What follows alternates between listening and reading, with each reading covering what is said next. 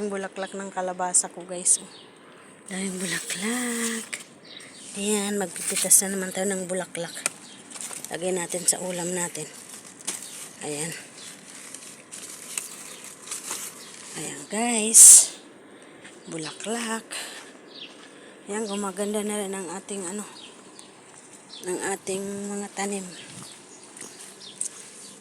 Daming bulaklak, guys. Ayan. Nandito po tayo sa ating garden.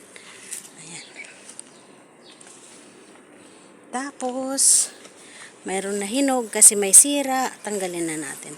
Tapos ito, mayroon din dito na hinog. Pitas-pitas din. Ayan. Tapos, magdidilig muna tayo. Bulaklak. Ayan na, guys, ang ating mais. Malapit na siguro siya sa taas, guys, meron na siyang bulaklak. Yung garden ko sa taas, yung mais. Meron na siyang bulaklak. Ito siguro din malapit-lapit na siya. Nahuli ko pa doon na tinanim. Bakit kaya? Tapos nasa paso lang. Ayan, guys. Ayan, nandito, meron dito ang Ang ganda, oh. Tatanggalin ko sana itong bulaklak. Lagay ko sa loob.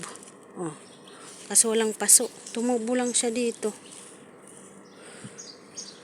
Mamayang hapon. Ang ating kalabasa, ang daming bulaklak, ang daming bunga, oh. Pero bakit ganun nasisira? Agad tingnan mo, guys. Ang daming bunga sunod-sunod, oh. Pero mga sira. Didiligan oh, mga sira, guys, oh.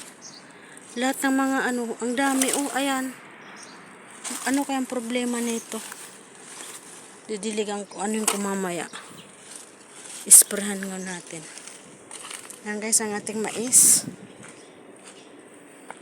Yan, magdidilig na muna tayo. Ayan ang ating mais.